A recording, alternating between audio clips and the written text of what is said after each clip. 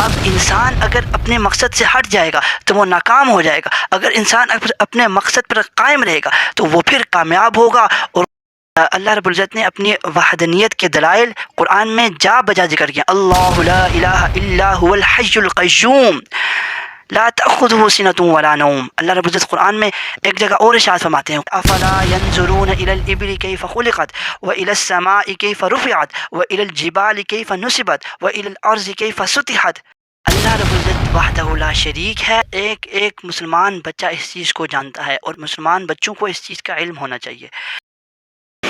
الحمدللہ رب العالمین والعاقبۃ للمتقین والصلاة والسلام علی سید الانبیاء والمرسلین، اما بعد فاعوذ باللہ من الشیطان الرجیم، بسم اللہ الرحمن الرحیم۔ قال اللہ تبارک وتعالی فی کلام المجید والفرقان الحمید، افلا ينظرون الى الابل كيف خلقت والى السماء كيف رفعت والى الجبال كيف نصبت والى الارض كيف سطحت، او کما قال اللہ تبارک وتعالی۔ عزیز طلباء و طالبات، آج ہم جس ٹاپک پہ بات کر رہے ہیں وہ اللہ رب العزت کی وحدانیت کا ٹاپک ہے۔ اللہ رب العزت وحدہ لا شریک ہے، ایک ایک مسلمان بچہ اس چیز کو جانتا ہے اور مسلمان بچوں کو اس چیز کا علم ہونا چاہیے۔ اللہ رب العزت قرآن میں ارشاد فرماتے ہیں، قل هو اللہ احد، اے نبی کہہ دیجئے لوگوں کو، اللہ احد، اللہ رب العزت واحد ذات ہے، اللہ ایک اکیلا ہے اللہ رب العزت۔ اور توحید کے مطلب یہ ہوتے ہیں اللہ رب العزت کو انسان اپنے دل سے ایک مانے اور زبان سے اس کا اقرار کرے۔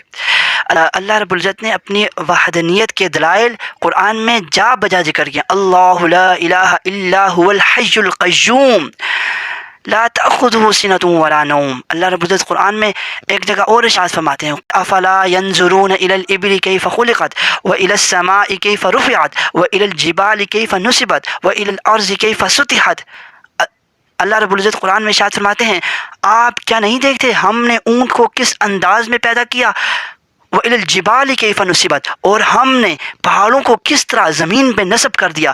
آپ اس بات کا اندازہ لگائیں، اللہ رب العزت نے زمین کو جب پانی پہ بچھایا، زمین اس طرح ڈولنے لگی، جب زمین ڈول رہی تھی، اللہ رب العزت قرآن میں ارشاد فرماتے ہیں، ہم نے اس زمین پر پہاڑوں کو نصب کر دیا جس سے زمین ڈولنا بند ہو گئی۔ اور پھر اللہ فرماتے ہیں، وَإِلَى الْأَرْضِ كَيْفَ سُطِحَتْ، کیا تم زمین کی طرف نہیں دیکھتے، ہم نے زمین کو کس انداز میں آپ کے لیے بچھونا بنایا، زمین کو نہ زیادہ سخت کیا کہ زمین کو انسان کھود بھی نہ سکے، اور نہ ہی زیادہ نرم کیا کہ چلتے چلتے انسان کے زمین میں پاؤں دھس جائے۔ عزیز طلباء و طالبات، یہ سب نشانیاں اللہ رب العزت کی وحدانیت کی نشانیاں ہیں۔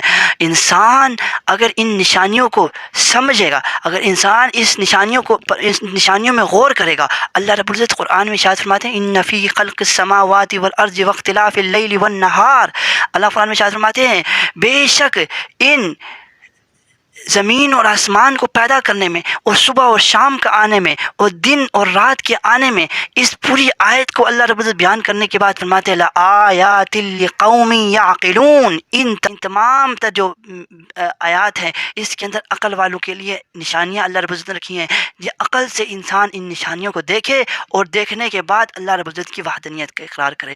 اور اللہ رب العزت نے انسان کو دنیا میں کس مقصد کے لیے بھیجا، اللہ رب العزت نے تمام تر چیزیں، پہاڑوں کو بنایا، زمین بنائی، آسمان بنایا، جنگلات بنائے، تمام تر سمندر بنائے، سب کچھ اللہ رب العزت نے صرف انسان کے لیے بنایا۔ اور انسان کو اللہ رب العزت نے کس لیے پیدا کیا، اللہ رب العزت قرآن میں ارشاد فرماتے ہیں، وَمَا خَلَقْتُ الْجِنَّ وَالْإِنسَ إِلَّا لِيَعْبُدُونَ، کہ ہم نے انسانوں کو اور جنات کو فقط اپنی عبادت کے لیے پیدا کیا۔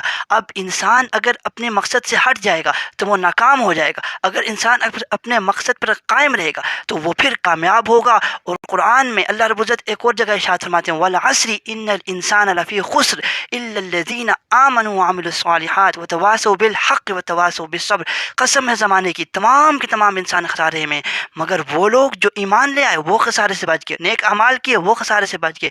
وتواصوا بالحق وتواصوا بالصبر، جس نے حق کی وصیت کی، صبر کی تلقین کی، یہ خسارے سے بچنے والے لوگ ہیں۔